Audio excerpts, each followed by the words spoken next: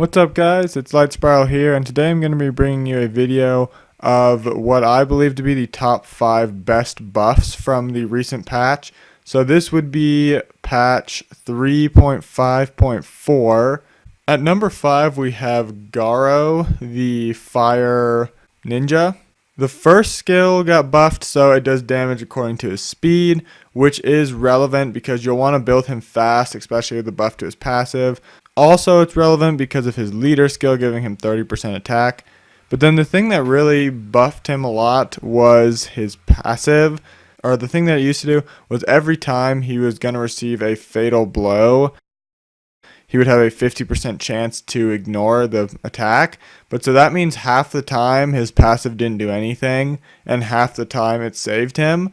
What this does now is once a turn, he can ignore fatal damage, which basically means he can't get one-shotted by something ever. And then if he has high speed on him, like if he's the fastest monster on the battlefield, he literally can't die, because the only way to kill him is you have to have one monster that would do enough damage to kill him, and then you need to have another monster to actually kill him, because he can't get killed in one shot.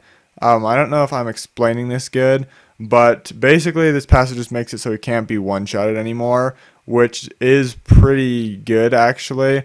I've seen a couple videos now of people that are actually soloing Dragons B10 with a Garo because he can't get one-shotted. So basically against the boss, as long as you're faster than the Dragons B10 boss, this guy cannot die. So that's actually really cool. So at the number 4 spot, I'm giving it to Sitchlid, I guess you would call it, the Wind Mermaid. So she actually received a buff on 2 of her skills, which actually makes her now pretty dang good in Guild Wars. She received 3 buffs actually. The first buff she got was they changed her stats to be more of a support type. That just basically her base stats are a little bit better than they used to be. And then in terms of the actual skills, they buffed this skill to make it so instead of the shield being proportionate to your level, it's proportionate to your max HP. And when you max skill it, I believe it goes down to a 2-turn cooldown. Yeah, it goes down to a 2-turn cooldown. But so that means it's a 3-turn shield, reusable every 2 turns. And it's a pretty hefty shield with 20% of your max HP, and it also cleanses. And then they also buffed this third skill right here. So now the first attack is guaranteed to remove the beneficial effect. And then you'll do a defense break and skill cooldown with a 50% chance each after that. But the way it used to work, as far as I know, is it attacked 3 times, and the beneficial effect strip was only a 50% chance. And then I'm not positive on this, but I believe the way it used to be was you weren't guaranteed to strip buffs on the first hit. Sometimes you would stun first hit or something, but now first hit is a 100% chance beneficial effect removal. Then you get a stun and a decreased cooldowns. But so basically this is really good for countering Theomars now, because you strip the will runes and shield runes and whatever's on him, and then you'll defense break him and reduce his cooldowns. So that'll make it so he can't pop Endure, he'll have defense break, and he won't have will runes. So this will be super good for countering Theomars now. So at the number 3 spot, we've got Brandiya, and this buff that she got kinda made it so the video I made a couple weeks ago called The Poor Man's Brandiya is a little bit inaccurate now, because this buff makes her a lot better. But basically she received a buff on 2 different skills.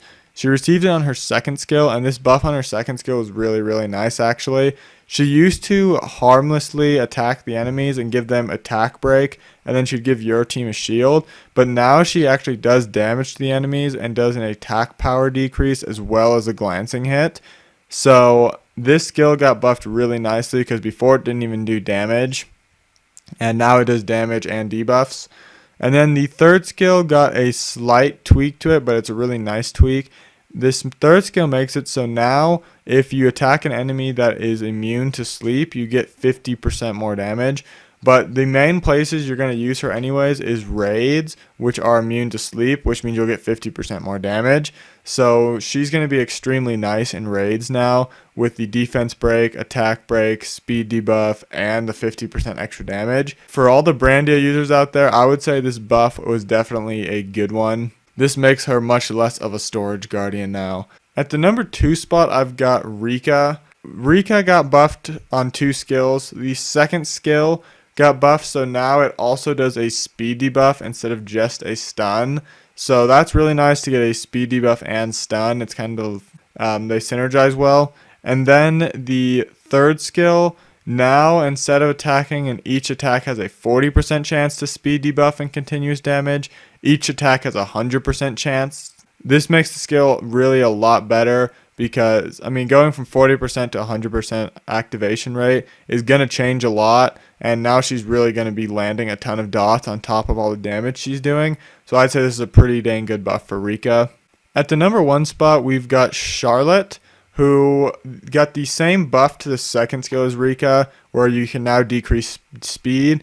But now the third skill attacks, and instead of having a 15% attack bar decrease, it now has a 30%. So now you have the chance to attack all enemies and decrease their attack bars by 90%, as well as landing glancing hit and doing a lot of damage. This is turning a lot, she's becoming a lot like Poseidon.